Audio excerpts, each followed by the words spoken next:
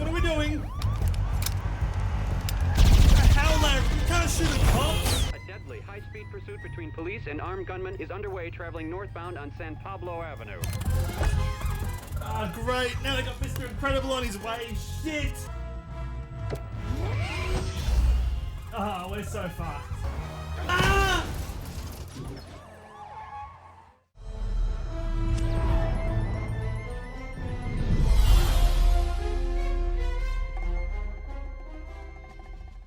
The Incredibles, an amazing movie and released back in a time where superhero movies weren't the only goddamn thing that were released in the cinema. But not only that, this is also released in a time where movies often had games that tied into the movies so you could bring the magic of the movie back home with you in a gaming format. So today we're going to be looking at the Incredibles game and seeing if it was incredible.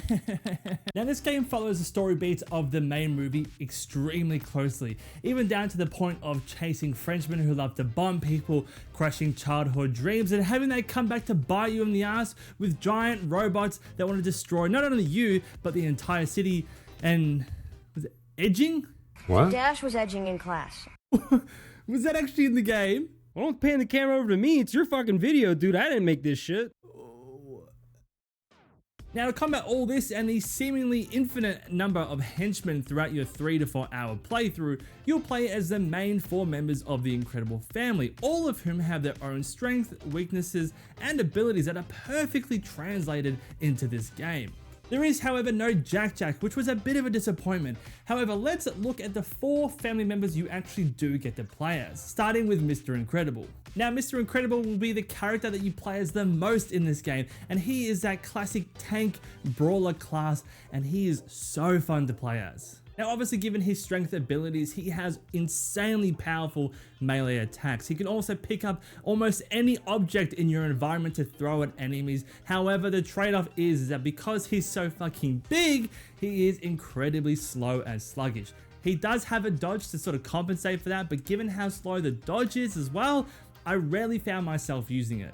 And the second most frequent character you'll play as is elastigirl, and as you could imagine with her stretch abilities, she has more of a focus on ranged attacks. She can grab and hit people from afar, she can swing on anchor points to navigate the level, and she can also just make the player forget about all their troubles. Now the frustrating thing with elastigirl is because this camera in this game is kinda jank, it often led to some pretty unfair hits. So what I found with my time in playing as elastigirl is because you do have ranged attacks, the enemies are often spread much further back than what they would be with the other characters in the game.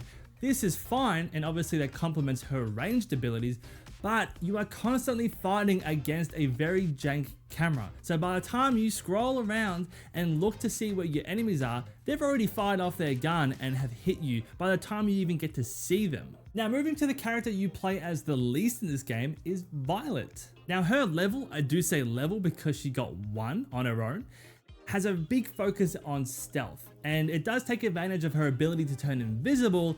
However, I felt that she was the absolute weakest in the game in terms of the characters that you play as, and these invisibility or stealth sequences quickly became tiresome, again, even though there's just 1 level.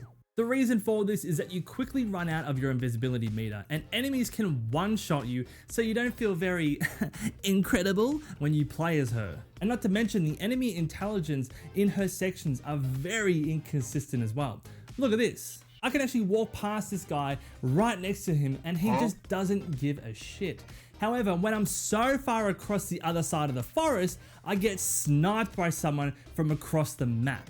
Now these stealth sections were purely stealth only. You couldn't actually activate her shield until later levels in the game, which I felt was a bit limiting given the fact that we know that's one of her abilities, but for whatever reason, the game locks that for us to use. You only do get to utilize her shield when you partner up with Dash, and these levels were actually super fun. It does take the speed and the rush from the awesome Dash levels and combines it with her shield, so you're zipping around like this pinball in a forest.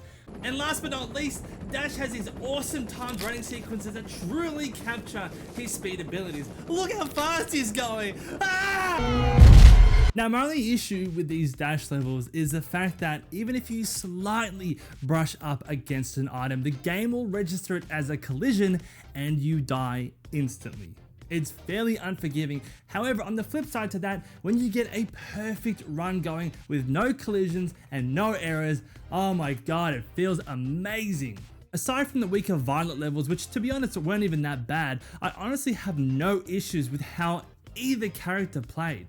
I was looking forward to the next segment just to try out another hero's abilities, and given that this game is only 3 to 4 hours long, it has incredibly fast pacing. It really did a fantastic job in capturing the abilities of each character, and given the fact that this is only a 3 to 4 hour game, it really varied your gameplay, so everything just felt fresh.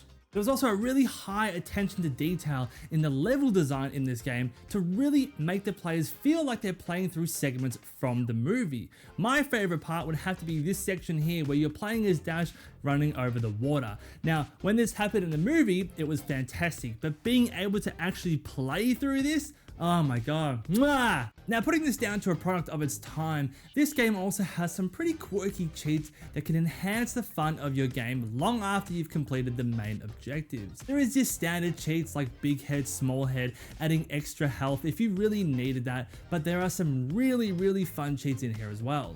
You can have flames around your feet and even shoot lasers from your eyes. And if all that wasn't enough, there's also a battle mode so you can go into these arenas and test your might and prove yourself to be the best hero. Now, it's not all peachy with this game. But in terms of the cons of the game, I'm not going to go too hard on it given the fact that this is a 20-year-old game, movie time game after all. However, there were a few things that really did detract from the overall experience. There are some difficulty spikes in the game which can be a little unforgiving, and I shit you not, if you do want to change the difficulty in this game, the only way that you can do it is through a cheat code. Similarly, the camera options are also not in the game settings. You have to put in cheat codes. So if you want to replace the horizontal and vertical camera settings, you have to go ahead and put in a cheat code for each respectively. Lastly, since Syndrome is the main villain of this movie, I would have thought he would have made a much larger presence in the game. I really would have liked a final level where he steals Jack like he does in the movie, and you have to stop him and save your own son. But the only real interaction you get with Syndrome when he's an adult is fighting his henchmen and fighting robots. That's basically it, and I felt like that was a bit of a missed opportunity. I would have loved a final boss sequence where you save Jack from Syndrome and you finally put Syndrome down, because remember, no kicks!